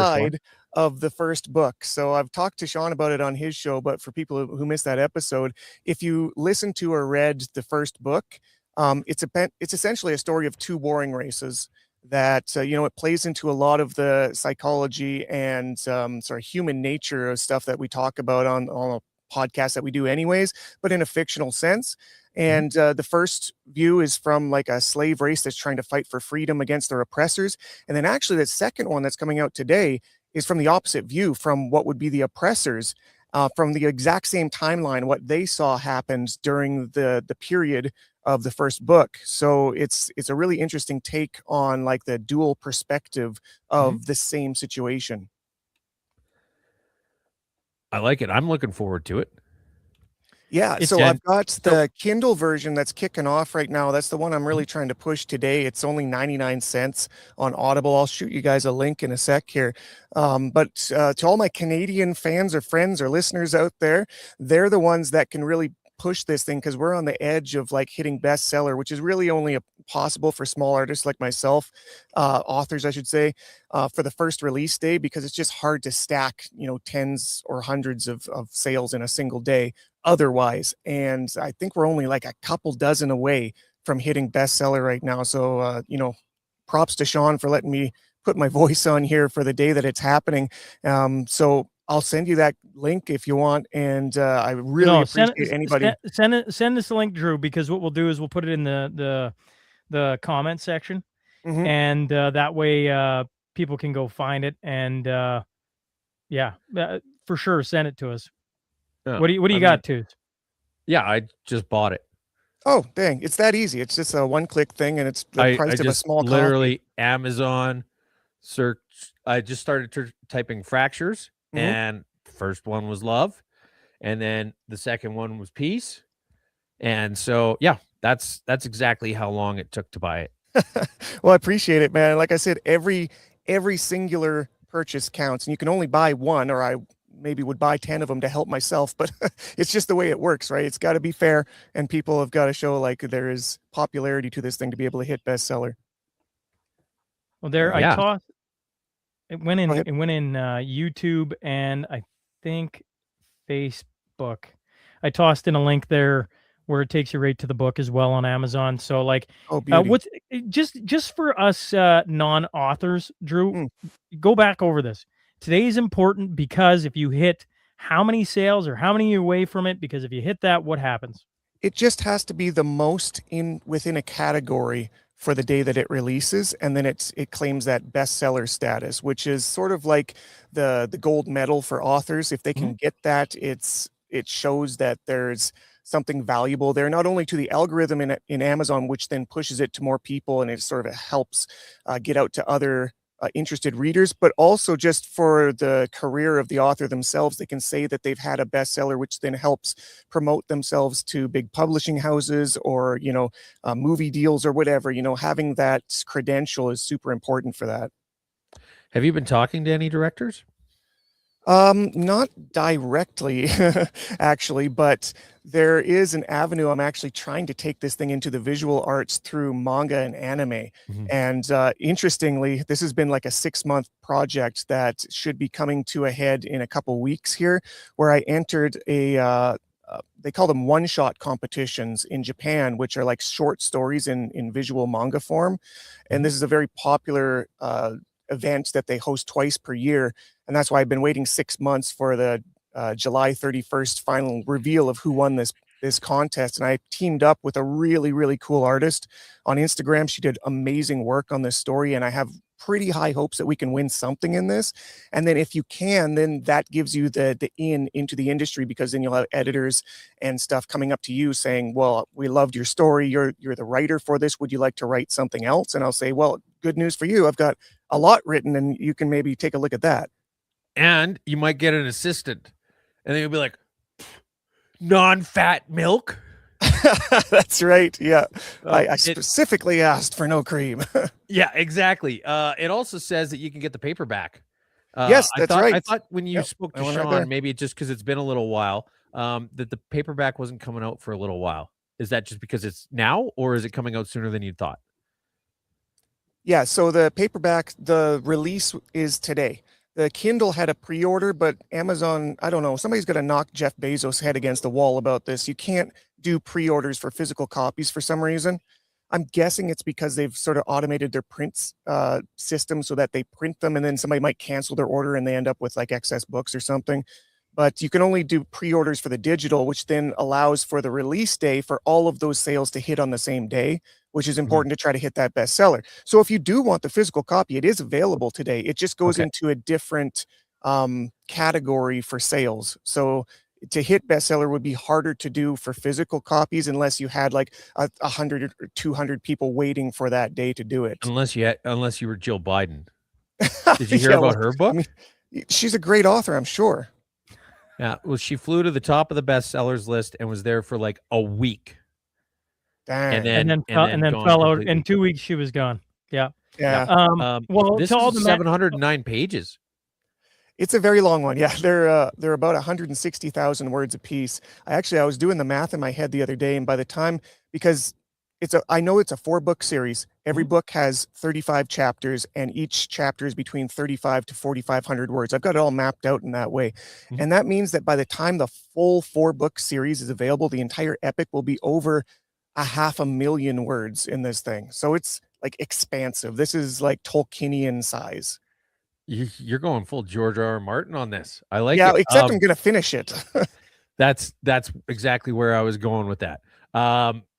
So you, me, same page. So for perspective, if I remember correctly, and I might be wrong about this, but I seem to remember that Hitchhiker's Guide to the Galaxy, the first one, was about 60,000 words or something. Yeah, that's pretty common for a novel. Even my editor was like, dude, this is a really, really long manuscript. People might not want to read it because it's so long. I'm like, well, I mean, they can make their mind up if they want.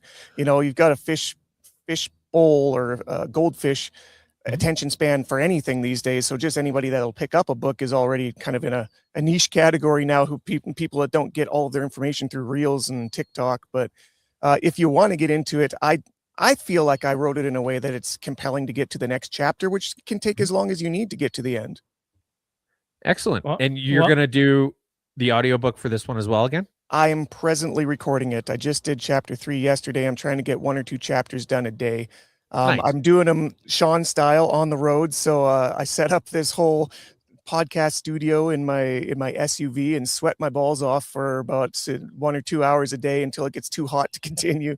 And then I do all the editing myself. It takes me about 200 hours to put these things together. That's how much the first one took. It's about 40 hours plus of recording, and then like another 150-ish hours of editing and mastering and getting it all. Like I do like proprietary music for it. I commission musical composers to write one-off songs to put in the background. I do all the sound effects. Everything is read in character. Like it's a pretty meaningful production. Well, I was gonna say, if you haven't checked it out on Spotify, I was saying to Drew, because I read half of it, and then he sent me, hey, it's on Spotify. I'm like, oh, all right. I don't know why in my brain I thought it would just be Drew reading the book to me, but the voiceovers and everything that you've done, I thought were really talented. Now, you were telling me on the podcast, the first half maybe not so much, but what I started reading, it only gets better and better. So I assume that in the second book, you're going to have all the legwork done on voices, and you're going to be right into it right from the start. Yeah, I feel like I am. Like what I did in preparation to start the second recording, or the book for the second book's recording, is I re-listened through the entire first book so I could get into like the flow and the pacing and the character voices and stuff. There's different characters in this one, but I feel like I hit the ground running a little more at the first chapter here, whereas in the first recording, or the first book's recording, it took me about 10 chapters before I felt like I was in the groove. Well, I mean, a lot of the more prominent audiobook authors will reuse the same voice in different books, right? So the voice they use for this guy is exactly the same as the voice they use for another guy in another book. There's this one guy that just happens to narrate a lot of books that I like, Simon Vance. And so it's interesting. Anytime you open up an audiobook, you kind of feel like you're just sitting down with somebody, like with an old friend kind of thing. 100%. Even though I've well, never, that's how people never feel about talked to him. podcasts too, right? Yeah. They listen to you for so many hours. They're like, I know this guy, even though I've never met him. Yeah, absolutely. Okay. So for Mashers, yeah, in the comments, there's I posted the first link and Drew gave me the correct one. Although the other one takes you to, I think it was in euros or something. Regardless, doesn't matter. For 99 cents, you could bump Drew to bestseller list today. And today, Fractures in Peace, go buy a copy, 99 cents, and you can push not only a podcast guest, but a mashup guest into a bestseller and a friend. I agree, Toos. I agree with that. And an Albertan. Hey? And an you Albertan. know what? And it's 99 cents. Yeah, no one will miss those 99 cents. You'll never think about it an hour from now. Money has never been more useless in this country. I can't think of a better way to spend it. I appreciate it, guys.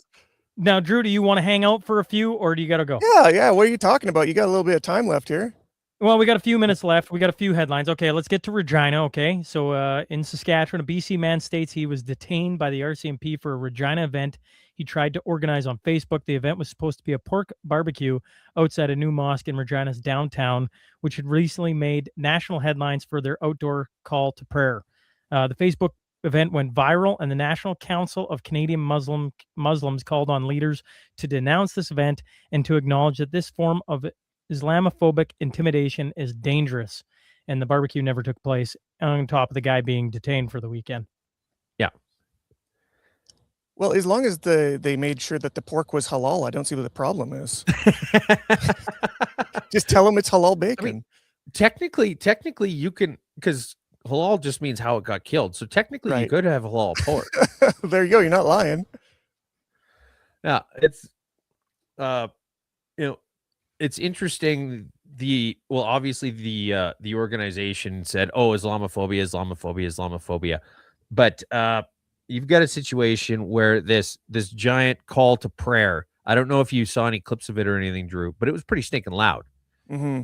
And so you're like, so the people who are kind of getting in your face about their thing that you're not into are now upset when the other people who are getting in your face about their thing that you're not into, kind of seems like a double standard to me. Yeah, I think the term is cry bully, right? They do something to piss you off, then get mad when you do something to react. I got to feel for the pigs of the world. Like, they must feel like, what did we ever do that people hate us so much? Like, why are we insulting them for existing? Like, this is my whole point, is to become pork chops and bacon, and you don't love me. They do a good job, in my opinion. I'm a big bacon fan. I can go ham all day. Oh, it's just I find it baffling. Like, that's the terrorism, the oppression of women, all that stuff aside, by far the most baffling part of Islam is their adherence to not eating bacon. Like, I don't care how good your afterlife is. Yeah, why? Like, there's just no reasonable trade-off. You cannot pitch me something good enough for me to abscond from an entire lifetime of bacon. Tell me if I'm wrong, because I'm not the biggest Muslim philosopher. I think they get 70-something virgins after they die for God or something. Isn't that a thing? Yeah, they get 77 virgins, something like that. Which is 72. Sure.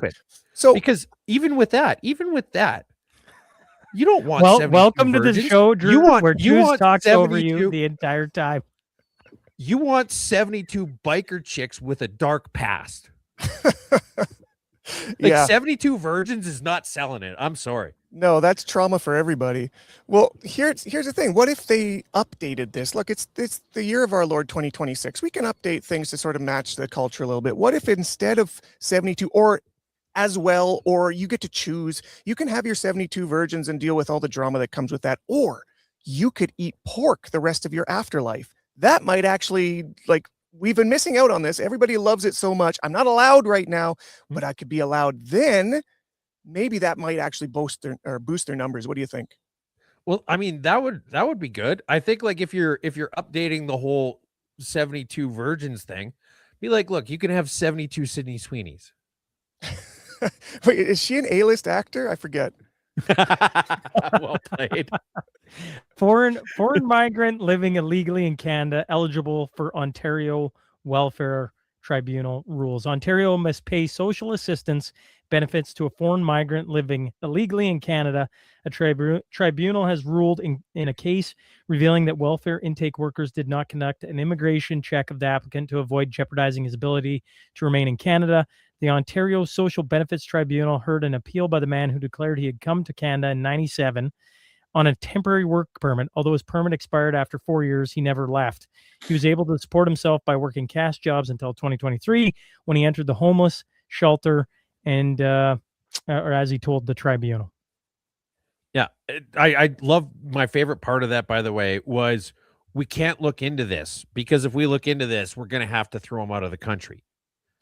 That would be unfair. He's only been here illegally for 25 years, the quarter of a century. You give him a little bit of slack here, guys. No, he was busy. He was getting around to it.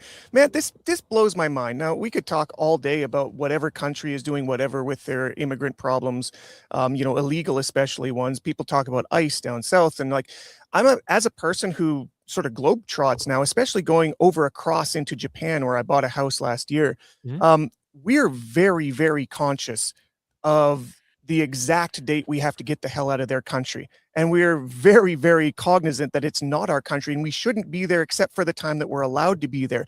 I cannot comprehend the type of psychology that permits you to stay even a day longer, let alone years, and just expect that it's okay. And then to cry victim when somebody calls you on it is absolutely mind-bafflingly neurotic. And why isn't he being like, so he worked cash jobs this whole time. Why isn't he being nailed to the fucking wall for income tax evasion? Sure. Yeah, CRA, what are you up to?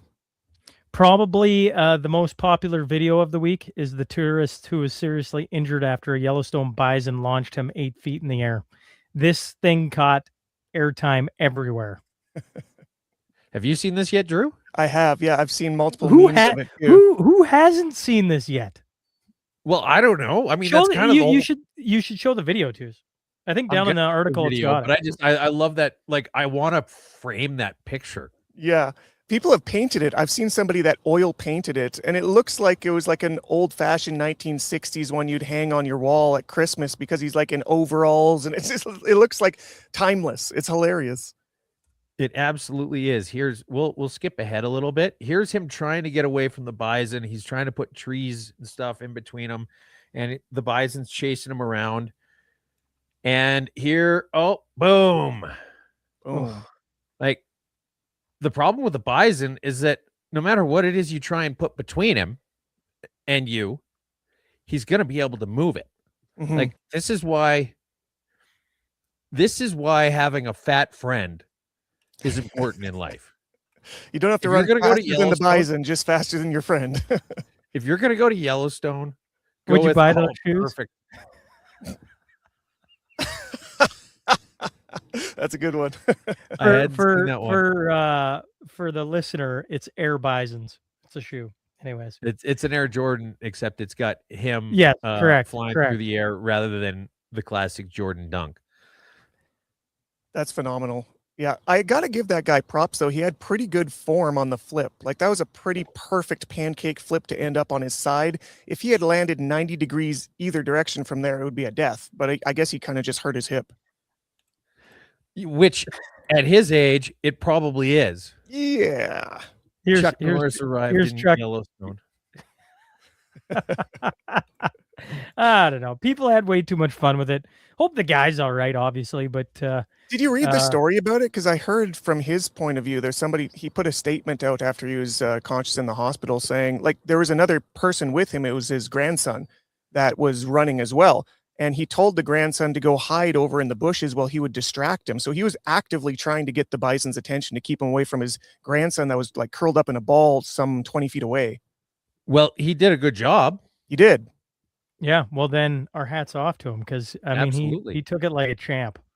Yeah. It's a good meme and a good story. Yeah. All right. The Trump slap. Husband of Canadian accused of slapping pro-Trump teen says they're being doxxed by rightists. I love this one. Evil rightists. This is my favorite one of the week so far. I've been following this for a day or two. It's been going crazy. And it's exactly what I was just talking about. She is an illegal alien in that country. She's a Canadian who overstayed her visa like 4 years ago.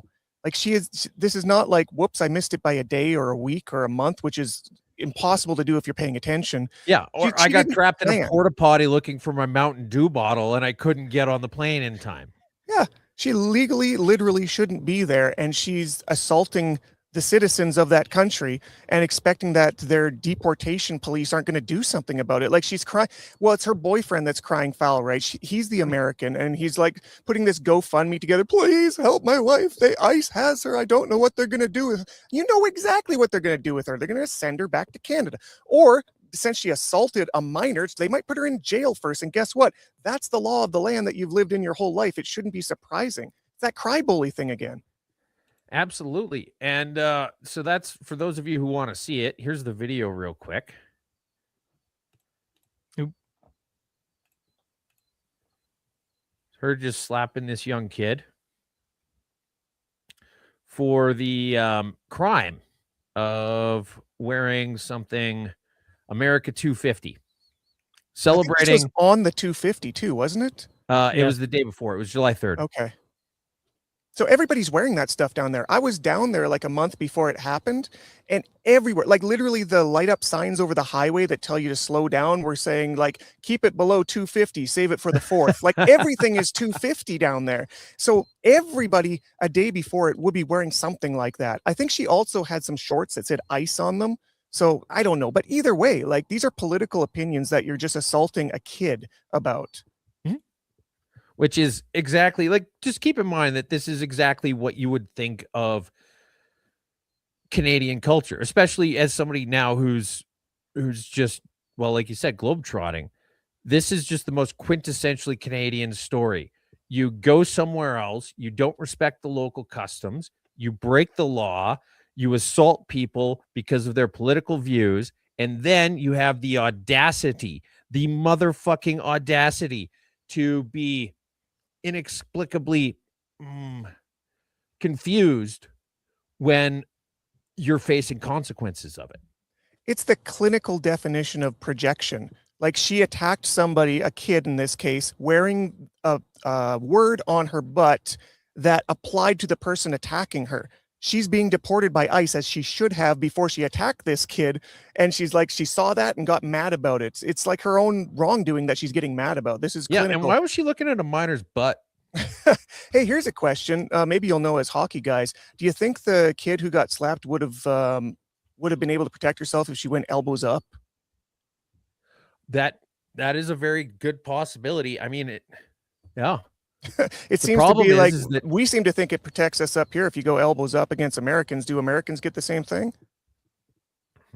I don't know. I mean, here's the thing is, well, you probably, if you were just down there a month ago, know this, they don't think about us nearly as often as we think about them. No, they don't think about us at all. They literally can't even point us out on a map. You say the word province and they look at you like you just said something in Spanish.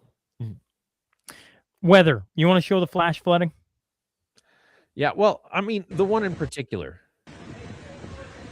This is you listening and not watching.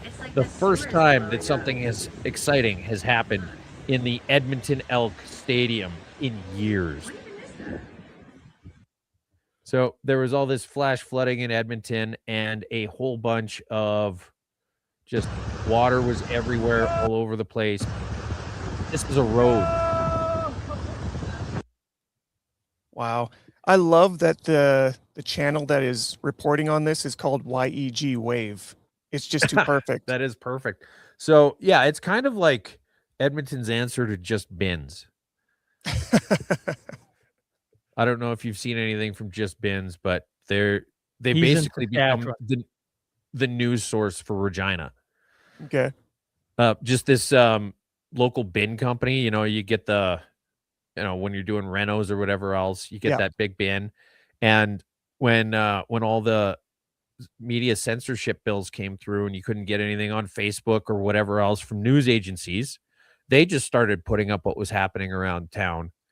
And then because they're not a news agency, they're just a garbage company, they were able to do it. And so they were just in this blue ocean. I mean, it's not their business model, but I'm sure that they've gotten a lot of work because of the notoriety over the years. I would think so. Okay, happy news. You want to play the song? Yeah. So, I know that we give the politicians of the world a really hard time about a lot of stuff. And so here's the thing, though, is that sometimes they do stuff that's worth mentioning. And these ladies wrote a song just to kind of commemorate the work that some of them are doing. We have written a song about world leaders. World leaders. We don't understand why everybody hates them so much. Why do you hate them? Why? Why? They have a really hard job. Very hard. The burden of the world is upon their shoulders. All upon their shoulders. And we believe that just for once we should sing them a song to praise their efforts. So many efforts. Efforts. Are you ready? I'm ready. 3, 2, 1. Cunts. I thought that was really good. That was really good. That's going to change people's perspectives. I really think it is. We've done a good job. So there. I got to find that on Spotify and put it on my like playlist. Oh man. Okay. Community notes. Obviously we heard about the event happening in Regina Beach coming up end of the month. And for next week we'll have all the links from Willie, because I assume he'll send them here at some point. Regardless, it's Regina Beach, July 31st to August 2nd, if I remember correct. Just correct, follow Tiz? the influx of vehicles. Yeah, 100%. And that's free all weekend long. What else you got on community notes, Twos? What? I'm literally Leave you- sweating from my eyelids right now. When Drew's like, yeah, I go in for a couple hours and see how I do. I'm at like an hour and 40. Well, I am an hour and 49 minutes of the show, which means it's literally been 2 hours where the AC is not running, and I am dying a slow death here. Well, so in another that hour, case, Deuce? I'll speak you want to keep extra. going? Yeah. Let's talk about all kinds of other stuff. Let's just go till he drops. I'm curious. What, yeah, Massive 217. Sean passed out. It was interesting. It was awesome. Casey came in and started slapping him. Okay, Landon Johnston, Ward 14 counselor in Calgary, podcast guest. He is doing what he calls Loggers with Landon on July 22nd. It's at Dixon's Public House in Midnapore from 6 to 9. And there's an event link, so you can RSVP. Apparently, you can just show up anyway, but it's Loggers with Landon. And so you can go there and talk about whatever ails you. And Landon, if you're listening, you can use that joke. It's free. I'm going to bring it up again because it is today. Oop, maybe I'm not. Here we go. Whatever ails you? No, fractures in peace. All right. Do an Albertan, a Canadian, do an Albertan world traveler with a place in Japan now a favor. Knock him up to bestseller. That'd be something. Why are you looking at it in Italian Amazon? I don't know. Yeah, make sure it's got a CA on the end. It should redirect you because I don't think you can buy outside of your geography. So any Canadians that have an Amazon access should just be able to do like Twos did, like one click and you got it.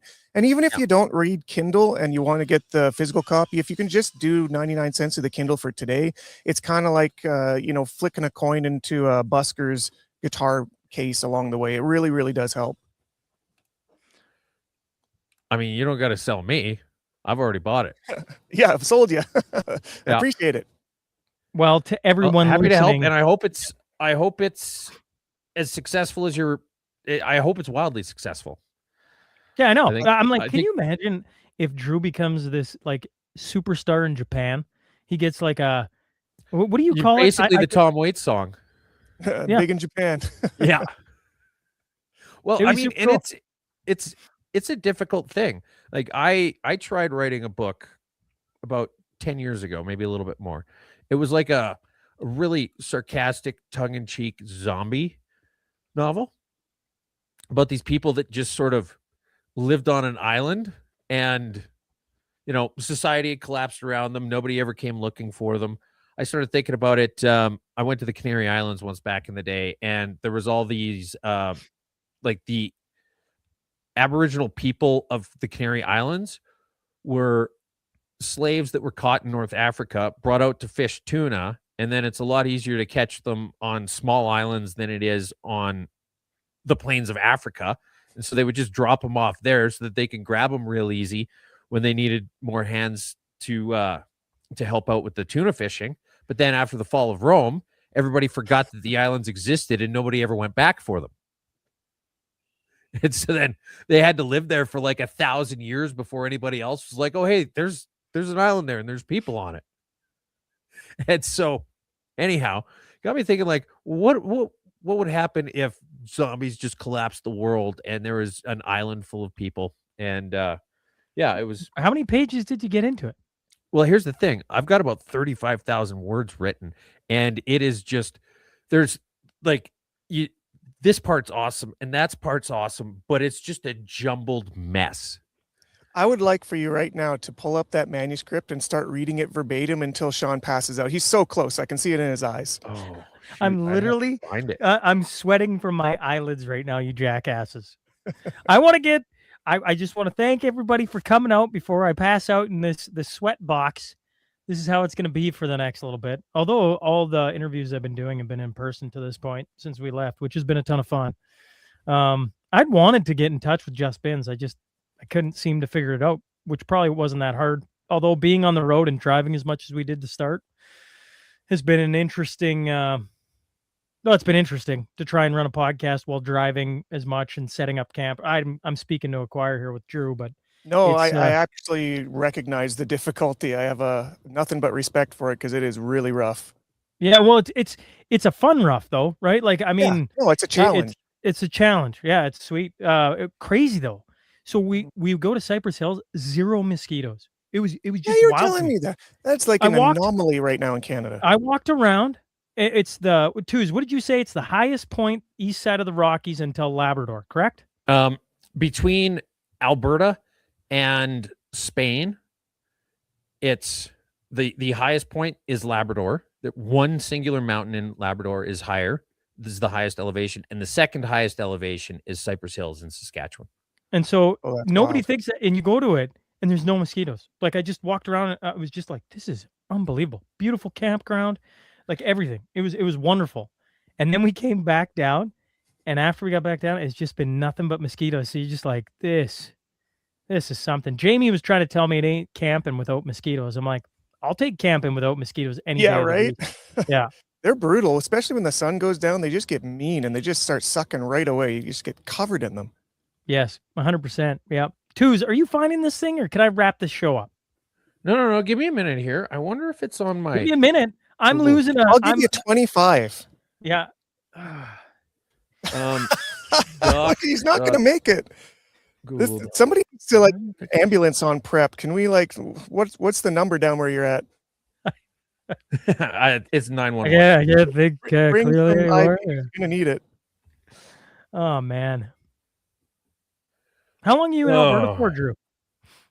We're planning on heading back to Japan in September. We haven't got the exact date yet, but I've got another big project I'm announcing tomorrow. I actually at first announced on your show a year ago.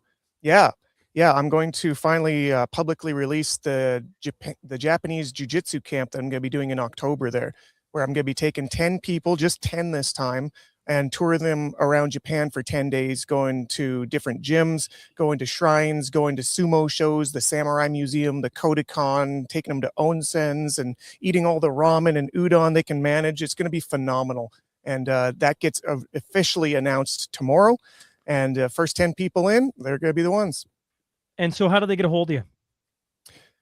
There's a website. I could probably toss you the website in the comments here if you want to go check it out. It is live right now. We got time because Twos is trying to scan his book or trying to find I'm it going right now. through it, and I'm just like, where do I even? This is just. That's funny. Well, I mean, it's like there's the introduction chapter of this one guy, Joss. He's going through like this abandoned town, and so he's just saying, clear out any zombies I can dispatch. That goes double for sandbaggers. Find and check the town well. Work back for a second time. Eat a snack. Not too much, though. Maybe start off with a smaller stack. Yeah, small stack now, then explore perfectly good yet inconceivably abandoned town with a freaking wall around it. Then another snack. Even though he was scared, he was justifiably excited. There were less opportunities to turn over stones and dig up pre-outbreak anything every day. The only silver lining was that there also seemed to be fewer zombies every day, or at least as near as we could tell without doing a census. Of course, it would be impractical and juvenile to do something like that, but it didn't stop him from thinking about it as he wandered up streets, darting between doorways and pausing at corners. Pardon me, sir. I have a few questions if you don't mind. Thanks. I'll take that grunt as approval. How many former members or former persons in your household? Wonderful. And how many of them are over 200 years old? Excellent. Now, can I just go ahead and check NA under occupation? How about disabilities? We don't have a box for that, so I'll put it under other. Why did moderately dead? Got it. Why didn't you ever? Yeah, I agree. Why didn't you finish this? You know what, Twos? You know what you should you should do for the rest of the year? You should finish your book. And then the rest of the podcast. We're not going to leave until you're done. No, BS. We are leaving, but you should finish it because now I'm kind of curious because I'm like I could just feel how Twos' brain writes a book. I'm like, I spent too much time with this guy. I'm like, I'd actually find it quite clever. I'm sure of it. Oh yeah, that sounds fun. It sounds like a script. Like this is something I could see Simon Pegg doing. You got red on you, like that kind of thing. Well, what it kind of ended up being was just a goofy and sarcastic version of 28 Years Later. Okay, Like sure. when that came out, I was like, "Oh, you motherfuckers!" Well, you got the goofy aspect. You just got to change it that little bit.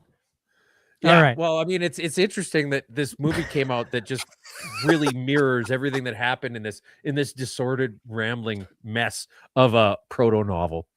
I did shoot that link in there if you want to check out the website for the jiu-jitsu camp. It does go live tomorrow for the, I don't know, handful of people that are interested in jiu-jitsu in Japan on your show. You got first look if they throw that link in.